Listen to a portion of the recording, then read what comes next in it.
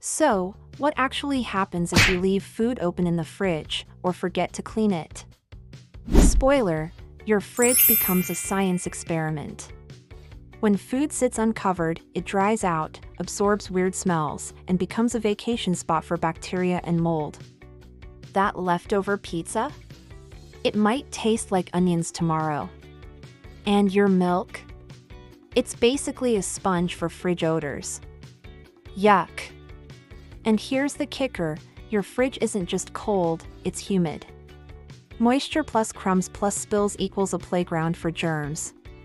Scientists have found fridges can carry more bacteria than your toilet handle.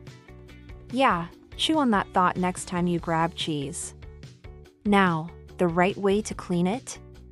First, take everything out. Yes, even that mystery container from 2022. Wipe shelves with warm soapy water. Or a mix of baking soda and water, it kills odors without leaving chemical smells. Don't forget the door seals, they hide gunk like pros. And always cover your food or store it in airtight containers.